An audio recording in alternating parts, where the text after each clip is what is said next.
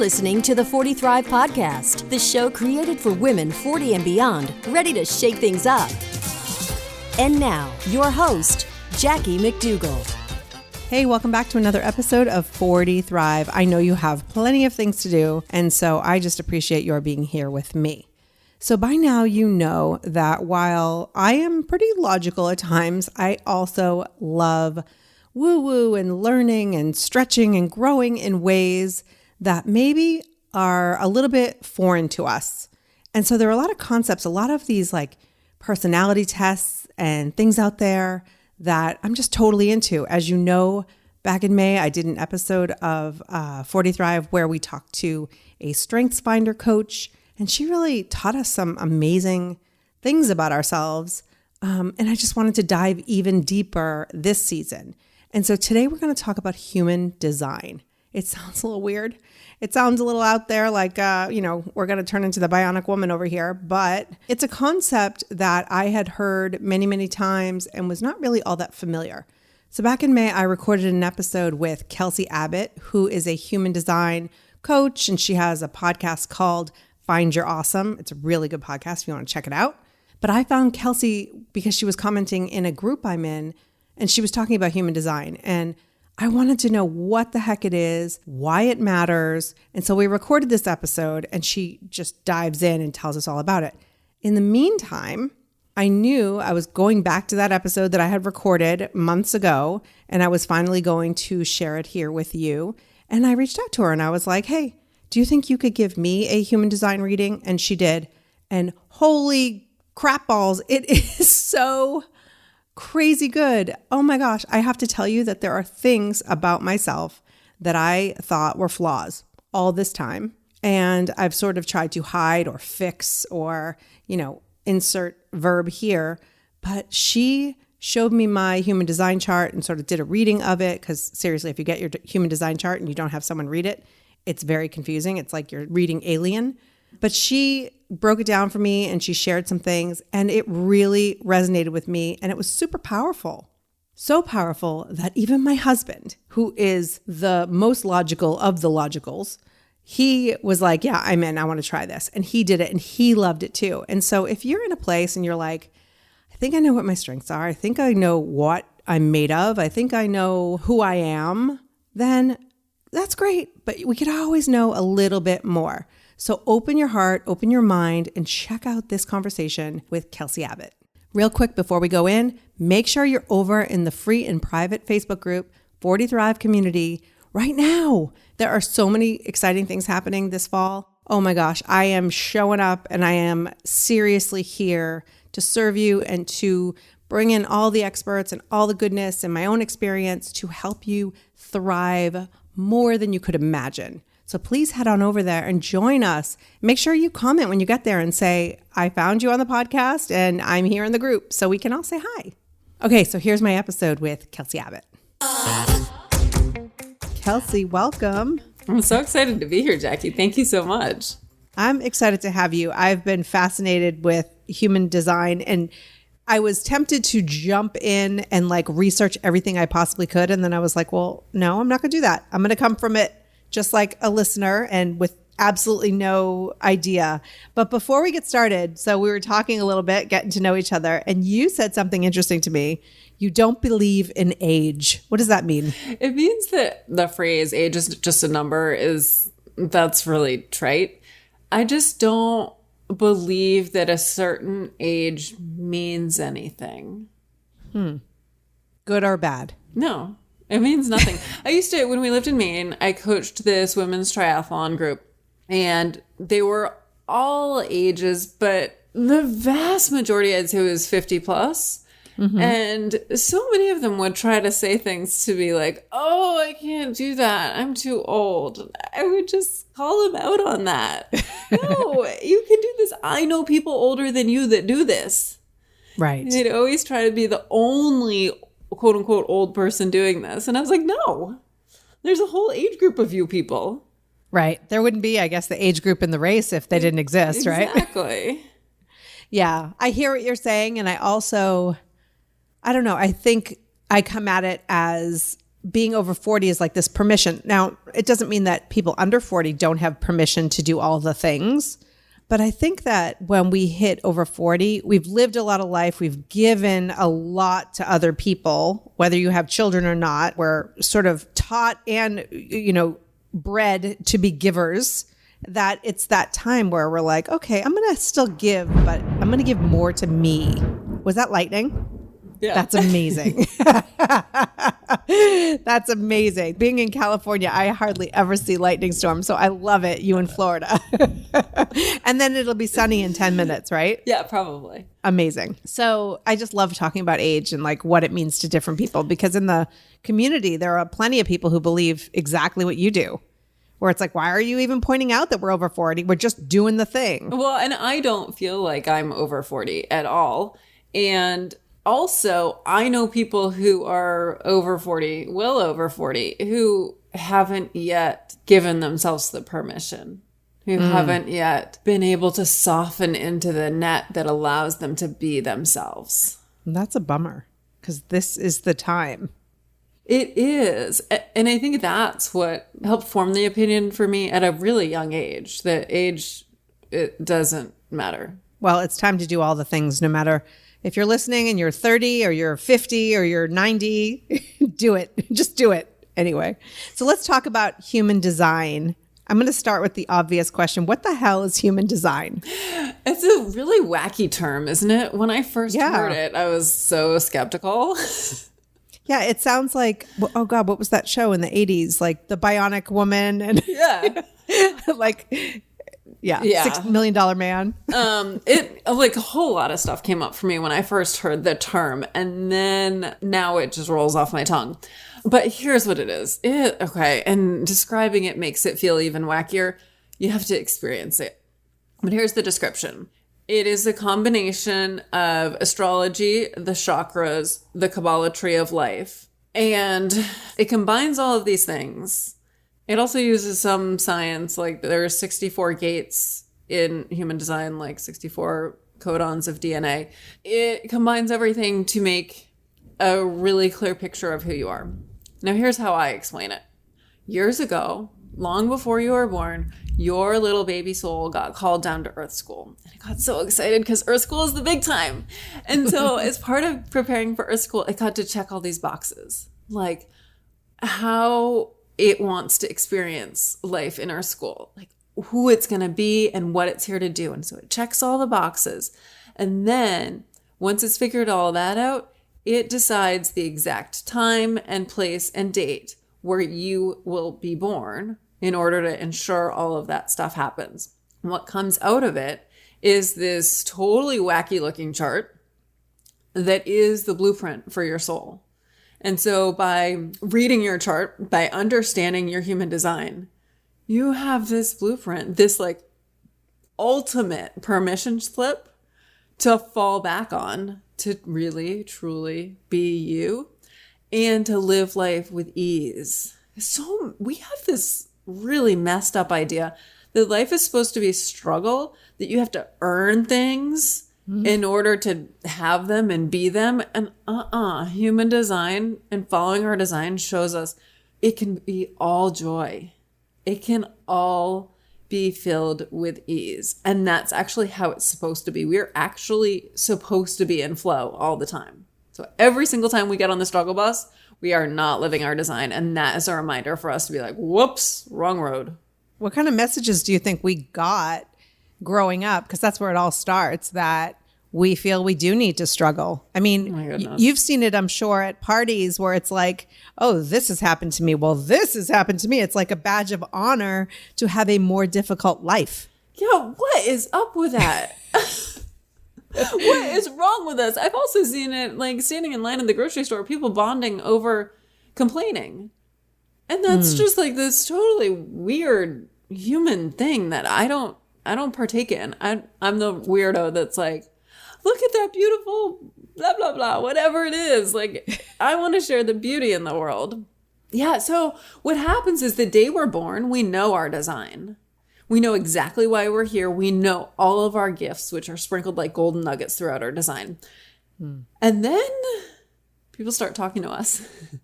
Right. And at that instant, like from day one, they start shooting on us. And whether it's actually that they're telling us we should be doing certain things or we're just getting that impression, we start picking up this idea that we are supposed to play small, that we're supposed to do things a certain way. And that's what we start believing. And when we live that way, then we get to be, if you're really lucky, like 10. If you're lucky, it's in your teens. Like it's amazing no matter what age you are. But when you finally learn what your design is and you learn to and do the work to shed all those shoulds and just be you, then that's like peace and flow and joy and amazingness. Well, and who doesn't want that? And I just want to point out, it's not in the absence of struggle or difficulties, adversity. It is just really being aligned with who you are and what your design is so you can get through those things a little bit more with a little bit more ease. Yeah, life itself is complicated and tricky and challenging, and there's a whole lot of stuff that's hard. Every day of our life doesn't have to feel like we're pushing a boulder uphill. It doesn't? No. If you feel like you're pushing a boulder uphill, you may want to check in with yourself and do things differently. Right. And I talk to a lot of people all the time, many of whom who do feel that way. And so before we get in and help them out, because I think it's really important, did you just come out of the womb like human design? I got this. Like, no. How did this happen for you? So my path is actually like totally windy and zigzaggy. And in human design, my energy type is manifesting generator. And that is our path. I actually have my master's degree in marine biology. And I bounced around all over the place. And eventually, like I'm really cutting the story short here, I went to coaching school, became a certified professional coach. And then a couple of years ago, I have my own podcast, the Find Your Awesome podcast. And I was interviewing someone on the podcast and she said, "Are you familiar with human design?" And I said, "What?" And after that episode, of course, I started Googling. I looked up my own chart. It made no sense at all. I continued Googling slowly, and I learned some things. I learned that a manifesting generator was also known as a warrior Buddha. And I was like, oh, that resonates. Like, that resonates with my soul. And then about a month later, I met someone who was like, "Oh, if you are into human design, then you must follow this person." And I'm like, "No, but now I do." And I started following, it was Jenna Zoe, and I started following all of her work. And then she offered a certification program, and I did that. That was like a year and a half ago. So that has been my path to human design. Wow. And so just having somebody on your podcast, and this has happened to me, this has happened to my podcast students, this has happened to many of us, in that you have a conversation that just turns on a light in your life. And so I thought you were going to say back when you were 18, or what did your life look like before you got into human design? Was it much different? In some ways, yes and no. Okay. So manifesting generator, like I said, we're here to bounce from thing to thing to thing to thing. I did that. We're here to play. Did that. Like I've always known that. There are a few key things that have changed. I became a certified coach in 2014. I think I'm horrible with the year on that. I cannot remember that. So I've worked with a bunch of different business coaches and other coaches, and I've heard a lot of shoulds about you're supposed to be driven by money. Like, go ahead, and if you're not making an income, you're not making an impact. And you need to make lots of money, and you need to get super specific about the amount of money you want to make, and you're super specific about your ideal client. And this language would make me, like, it felt like a temper tantrum.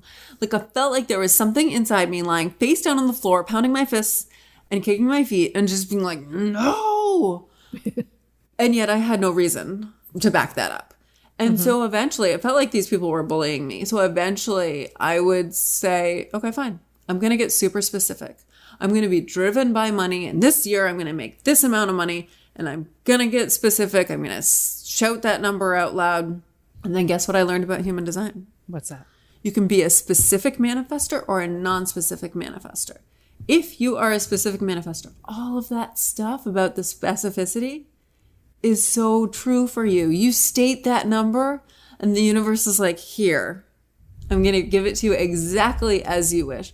If you are a non-specific manifestor, all of that stuff blocks your flow.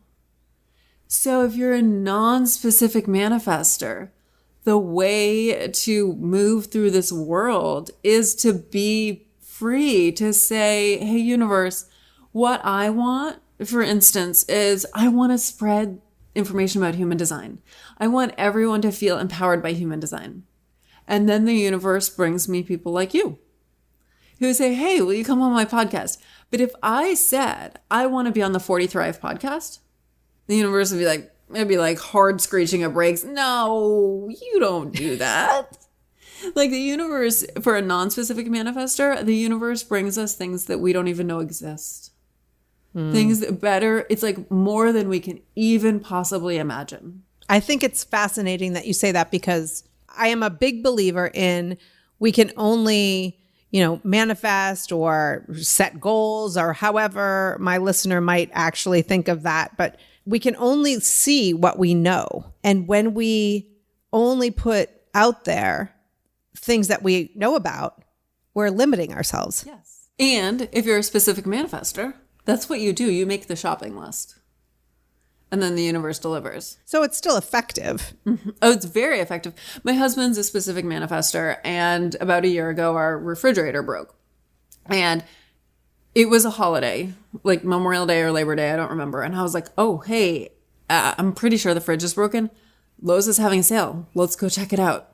He was not entirely convinced that the fridge was 100% broken. But he was like, okay, fine, but I'm only paying X amount. I don't remember that exact amount, but whatever it was, we paid $1 less. Wow. Yeah. That's the power of a specific manifestor. Yeah. And so it's okay to be both a specific and a non-specific manifestor. It's just crucial to know which one you are. How do you find that out? So if you're looking at your human design chart, and let's back up, you can go get a free human design chart a couple places, either jovianarchive.com or mybodygraph.com. It's free. They're both good. You can see the arrows clearer on mybodygraph.com. Don't get bogged down in both of these places offer you tons of information about human design. It's dangerous. Like it's confusing. They use weird words. I highly recommend you don't take yourself down that rabbit hole. That's just a warning. All right. So now you've got your chart and you'll see it's this weird picture of a body. And at the top of that body, up by the head, there are 4 arrows, 2 on the left and 2 on the right. On the right, the bottom arrow is the one we're going to look at. Okay. If that arrow points towards the head, in other words, like if it points left, then you're a specific manifestor. If it points to the right, away from the head, then you're a non-specific manifestor.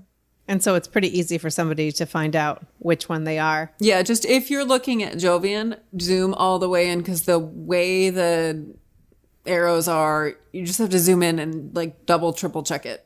Because I don't know, there's something magical about those arrows. I swear they switch directions all the time. I'll definitely link to all of the stuff in the show notes because I want to make sure to provide that. So like many things, it seems like human design is this trend, this thing that people are suddenly talking about. And it's like, ooh, and I actually sort of mislabeled it under those personality tests and things like that. I'm in this quest to understand myself better and to share tools that will help my audience also understand themselves better. And so I'm introducing these different tools and then they can decide which one works for them. But how long has this existed, human design and all of this?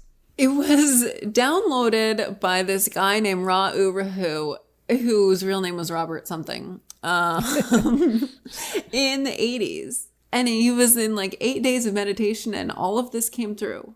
Again, like the more you learn about the background of human design, the more you're like, what? Right. Sometimes you learn more about it and you're like, oh, it's legit. And then sometimes you learn more about it and you're like, this is a little woo-woo. Yeah, it's crazy woo-woo. And when I first was learning about it, like at the very beginning, I gave away a bunch of free readings. And with every reading, every single person was totally blown away. And that for me was my like big hit of, oh, this is legit. This is really resonating with every single person, and everyone is a different energy type and a different profile and has all these different designs, and every single one of them is feeling that this is 100% true for them.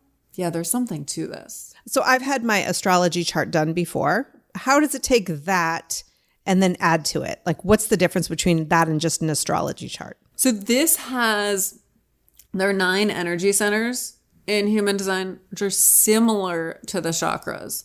So you're either going to have a defined, for instance, root center, or an undefined or open. We're just going to use those words interchangeably right now. If it's defined, it's going to be colored in. The actual color doesn't matter. Somebody, maybe it was Raw, decided what colors things would be. So a colored in root is brown for no apparent reason. So if it's defined, it's colored in. And if it's open or undefined, it's white. And then within all of that, they're called gates. And those are the golden nuggets. Those are the gifts. And what human design wants us to do is to lean into every single one of those gifts that has been like uniquely sprinkled for us. Lean into those gifts. And that's how we are supposed to share our wisdom with the world and how we're supposed to change the world. Because every single one of us is here to change the world in our own very unique way. I find a lot of women struggling to know exactly. So we want a path. We want like something spelled out for us where it's like, do this, then this. And then look at fitness, look at diet, look at, anything that we do. We're like, just tell me what to do and I'll do it. And so does this provide a little bit of clarity on what their next steps are? Or is it kind of like, you're great at these things, now figure it out for yourself? No, there's definitely, in human design, we can learn what drives you. For instance, I started talking about how I had heard so much about like, make lots of money, be driven by money. You know what? So there's a gate in human design that like, if that box is checked for you, then you are here to be driven by money. And that's because your drive to make lots of money is what's going to get you to where you're supposed to be. There are other things that might drive you. Maybe it's the desire to impact people. Maybe it's a desire to be seen. Those are my 2 drivers that my soul chose for me. My soul didn't choose the driven by money. That doesn't mean that I'm not here to make money or that I can't make money or anything like that. It just means that by leaning into my need to impact people and my desire to be seen and to give to my tribe, that's, if I follow those, then that will lead to whatever my definition of success is. Right. And some of that will include money. So I like what you're saying, because if let's say somebody's human design, they are driven by money, it's not that it's a weakness or a flaw in them. It's actually part of their design. And it's okay. And it's amazing because maybe you're driven by money because by making tons of money, you are going to have the means to travel to this place where you are going to meet this person who is going to absolutely change your life, and you're going to build this school together, and then you're going to change the lives of hundreds of thousands of people. Just because you had this drive for money. We have no idea like what the big picture is right now. Right. Also, getting back to your earlier question about does human design give us step-by-step instructions? When it comes to diet, for instance, there's so much magic in there. Like different energy types are supposed to eat differently. For instance, manifestors, if they believe a food is good for them, it will be good for them. If they believe a food is bad for them, it will be bad for them. That is how powerful they are. Manifesting generators are we just need a lot of calories. Then there's another part of your digestion profile where, for instance, my digestion profile is taste, which means that I'm okay with eating the same thing every day for like 3 months, and then I want to change, and then I'll go into another, but like I'll change and eat the same thing for 3 months, and then a different version of the same thing for 3 months. It changes seasonally. And, I have so many friends who are health coaches and dietitians, and they say, no, variety, you need constant variety. Turns out my soul actually chose, nah, it's okay. You can eat the same thing for breakfast for like 10 years. And I do it. Wow. So that's part of your human design. So now I don't have to mock my husband when he eats, like he likes to eat the same thing. No, he probably has taste digestion as well. Yeah. Some people are like, oh my God, I made this lasagna and what am I going to do with it? And I'm like, oh, eat it like for the next week. That's amazing. And other people are like, oh, hell no. Right. I'm going to have to get rid of this. This is a one night deal. That's so fascinating. So you talk about nutrition and all of that. What general areas can we expect that human design would sort of open or shed light on? Everything. Yeah. We've got the energy type is how we move through the world, how we play with energy. And that's basically like how we find our flow. Our profile is our personality. Our incarnation cross is the theme of our life.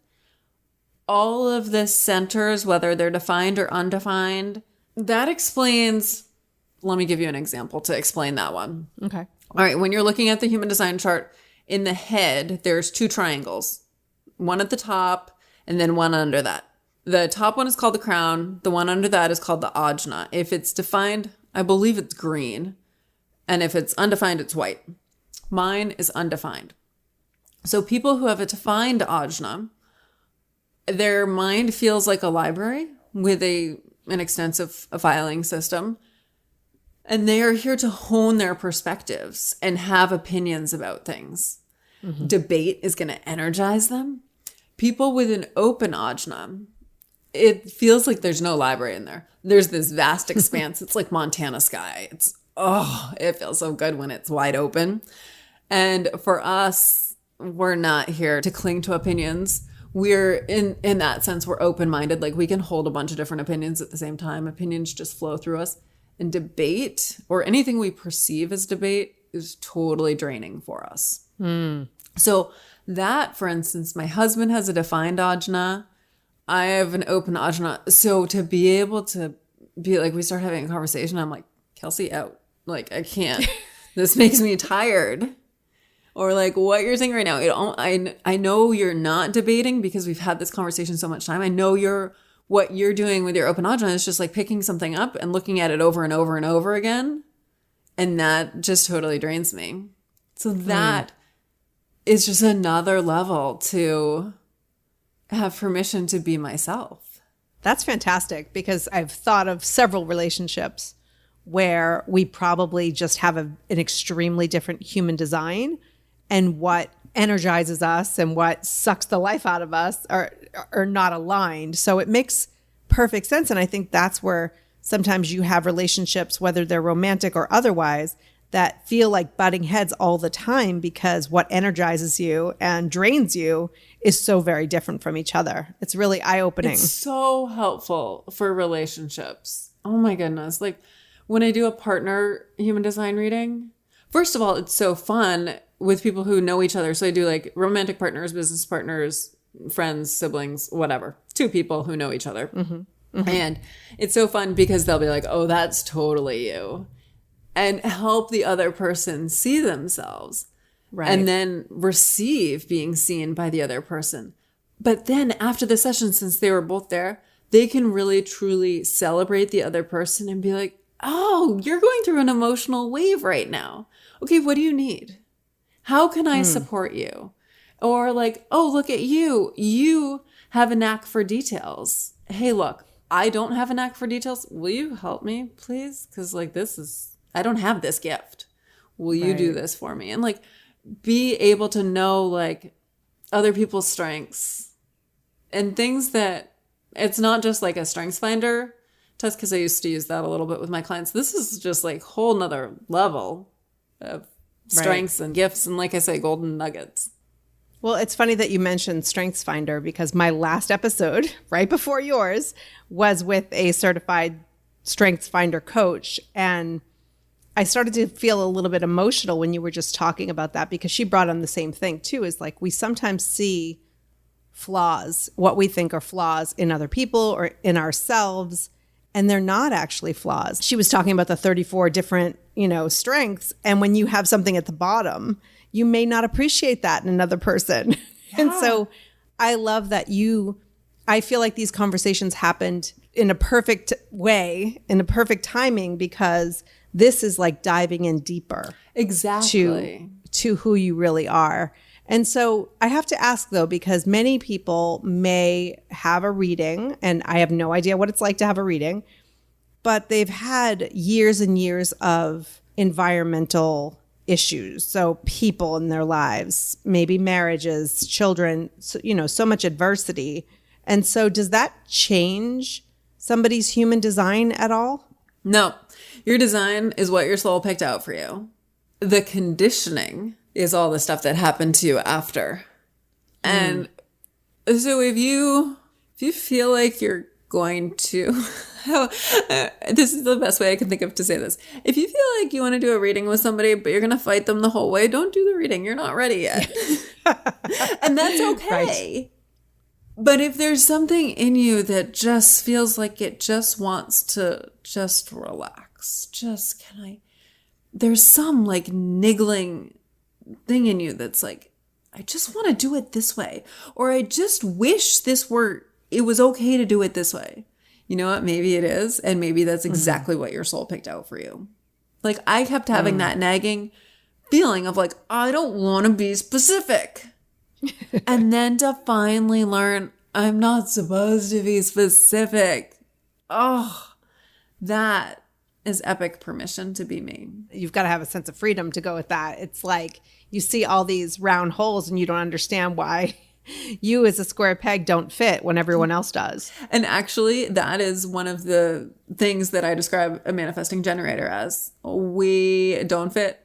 And we are not square pegs. We will not fit in the round hole. We will not fit in any hole. Neither will reflectors. In fact, reflectors are going to rail against all boxes and labels, and MGs, manifesting generators, are right there behind them being like, that's right.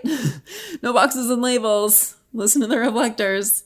And what other kinds of, you talk about these types of people. What else is there? Can you describe some more? Yeah. So reflectors are here. They embody and reflect our own wisdom back to us. They are, I really think that the oracles in like the Odyssey and the Iliad, I think those people were probably reflectors. Projectors are here to guide us. They break things down. Any of those really amazing memes, not memes, they're graphics. They're not memes. Really helpful explanatory graphics you see, especially about human design on Instagram. Projectors made those. They just break things down, simplify it for us, and they're here to guide us. They're our teachers.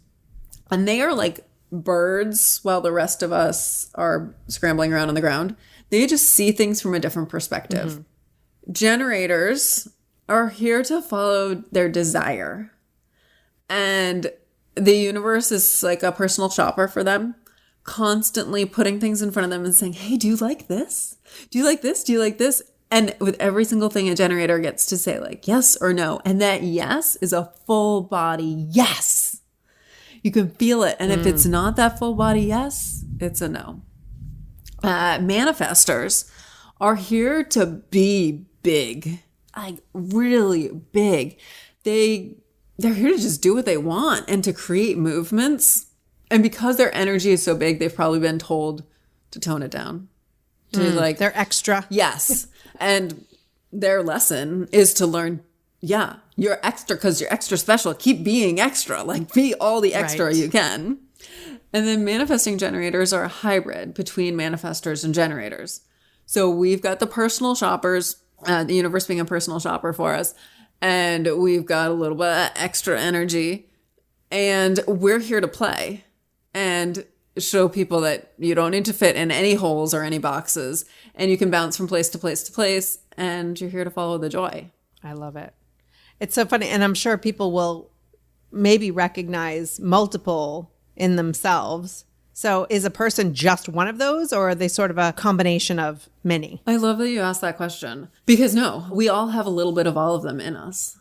And that label that gets slapped on, like the fact that I'm a manifesting generator, that's just my like most predominant energy type. Right. But I've leaned hard into my reflector energy during this quarantine experience. I definitely had a few days, weeks maybe, of I have so much to say. I have nothing to say. I want to do everything. I don't want to do anything. And that's what it's like to be a reflector. Thank you for admitting that, because there's a line between those who are using this time and you should do all the things you haven't had time for. And I tend to be one of those like, oh, I'm going to accomplish these things. But then when you don't, you feel like you're some sort of loser, like, oh, I'm not enough that I didn't accomplish all these things. Like, look at the universe gave me this time with just home and I could do all that. But on the flip side, there are people who are feeling the trauma of what's going on in the world, and they need a minute to step back and to reflect and to feel it and all of that. And so it's okay. The fact that you said that is wonderful, because it allows everybody to feel what you feel when you feel it. Yeah. And act accordingly. And all of us are feeling the trauma to some extent. We all have... Through our open centers in human design, those white shapes in our chart, that's where we feel and amplify other people's energy. So maybe you feel and amplify other people's emotions, and that's got to be intense right now. Yes. I feel and amplify other people's mental energy, so their thoughts. Maybe you feel and amplify other people's fear and anxiety and doubt. Like there's, no matter who you are, you're picking up other people's energy, and the collective energy is intense right now. It's Absolutely. A wacky roller coaster of ups and downs. I have found it an extremely necessary time on social media, when you have all of these connections and then, you see some of them and I go to hide them, because I think that's like the most humane way. But then I realize I don't even know who this person is or how we got connected.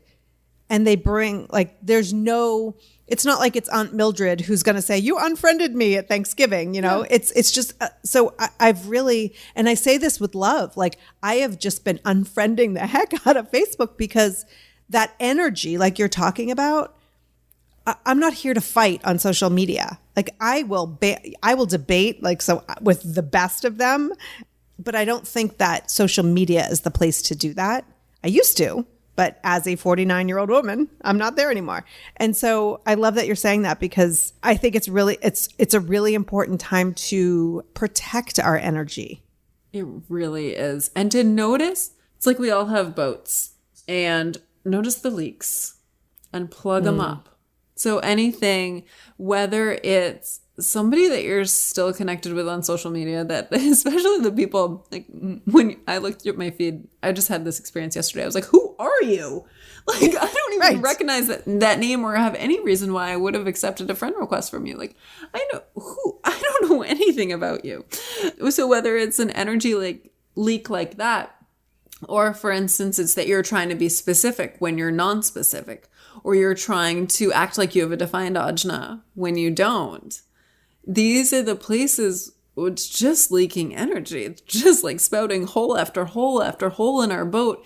And we are allowed to patch those holes and to be whole. I love that. And not to be paying attention to somebody else's boat that has absolutely no impact on your life. Oh my God. Yes, please. Like that's a totally different species of boat. Stay out of it. Stay in your own boat.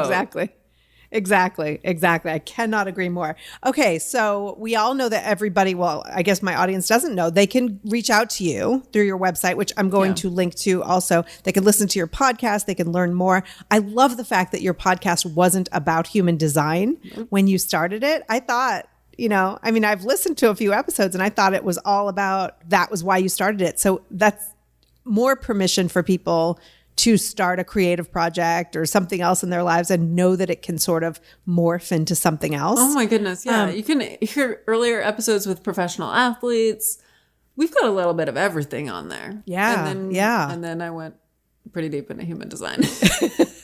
Which is fantastic, because I think it applies to even though those people that you had on before didn't talk about human design, what you're teaching and discussing applies to all of those other people that we're on. Absolutely. Yeah. And you are one of those like multi-hyphenate, passionate people as far as like marine biology and a personal trainer and a group fitness instructor and a triathlete and a triathlon coach. Yep. My goodness, is there anything that you don't do? Well, I don't actually do a bunch of those things anymore. So I'm no longer a marine biologist. I'm no longer a triathlon coach, no longer a personal trainer. I did during quarantine. I started teaching core classes again over Zoom on Saturday afternoons. I was just like, I feel like my husband and I started doing like core workouts every day, and eventually a friend wanted to join us. I was like, yeah. And then I saw people started offer donation only yoga classes, and I was like, maybe I should offer donation only core classes. And I don't know how many weeks have been going now, but it is a blast. So apparently I am a group fitness instructor again. So what you're teaching and how you are living are exactly the same in that you do what feels good at that time. Yes. It doesn't mean you have to commit to what you're doing for the rest of your life. And I think it's really important to hit this point strongly that you can do something today or in this season of your life, but you don't have to continue it forever. Yeah. Because I think there are so many women, 40s, 50s, I know you don't like age, but that's what we're about here, that have been doing something for a long time and feel that if they stop doing it now, that they've failed. No. So especially if you're a manifesting generator, all of those things you do are, it's like gathering pieces to build your big puzzle. As you go, you're getting all of these nuggets that you're going to need later on down the road. When I was a marine biologist, being a marine biologist at its heart is being super curious, just asking a ton of questions. What does a professional coach do? Asks a ton of questions. So that was actually part of my training to be a coach. Reflectors really are totally different people every single day. And I want to give us all permission to do that. And also permission to think different things every day. We create these highways in our brain. And it's a habit highway of just like, that's how I think of things. And just because you thought of something in some way one day, like for instance, if it's like an inner critic thought, like I'm not good enough, just because you've been thinking I'm not good enough for 30 years, 40 years, does not mean you need to think that one more day. You can do the work to transform that thought. And it's going to be a bumpy ride. Like you've been riding on this super smooth highway, well paved, and now you're going to take the construction road. And it's going to be windy and it's going to be bumpy and there might be some giant potholes. And you might have to stop at some really long, weird red lights. But you'll get there. And with practice, you'll start paving that road. That's amazing. That is the perfect way to wrap up all of this because you're absolutely right. The stories we tell ourselves, they don't have to exist anymore. And, you're giving everyone permission today to really understand themselves and move forward in a way that feels really good to them. So thank you, Kelsey. Thank you, Jackie. This has been so fun. You can find Kelsey on all of the social media streams, but I will tell you, since we recorded, she has taken a retirement from social media. So make sure that you subscribe to her podcast and go over to her brand new YouTube channel that I will link to here in the show notes. And I'll also link to her website. So if you want to get your own human design reading, you can go and do that too. You seriously are amazing. I love our connection and this shared passion for thriving over 40. My goodness, I'm almost 50. It's happening soon. And it's just getting started. And so thank you so much for joining me. Please consider sharing this episode with a friend. You know the one? She could use a little bit of understanding and passion and motivation. And human design might be something that's just right up her alley. So thank you so much. Until next time, take care and keep thriving.